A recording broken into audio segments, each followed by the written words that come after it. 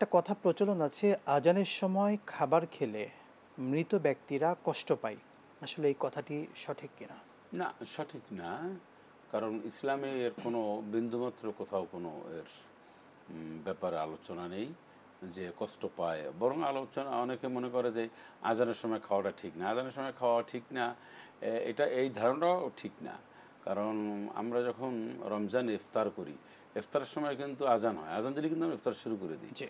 অতএব একজন মানুষের খাবার যখন প্রয়োজন তখন সে খাবে, এ ব্যাপারে সন্দেহ অবকাশ নেই।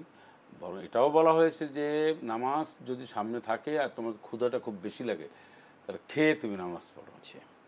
আগে নামাজ না, আগে খেয়ে নামাজ পড়ো। খেয়ে নামাজ।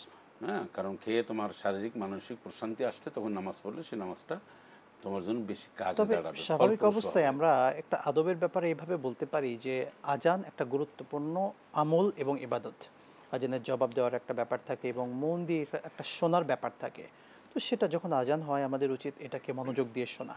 এই সময় অন্য কাজ থেকে বিরত থাকাটাই কিন্তু না, আর স্বাভাবিকভাবে উত্তম। সেটা দরকার রয়েছে, কিন্তু আপনি আজান তো বিভিন্ন জায়গায় হয় এবং নিঃসন্দেহে। আজান দিতে অন্তত 2-2.5 মিনিট সময় লাগে মিনিমাম। জি। এখন আপনি মনে করেন খেতে বসে গেছেন, হ্যাঁ, এটা আপনার যেহেতু হাদিসে কোনো নিষেধ নাই, জি। সেহেতু আপনি এইটাকে নিয়ে বেশি বাড়াবাড়ি করতে পারেন না।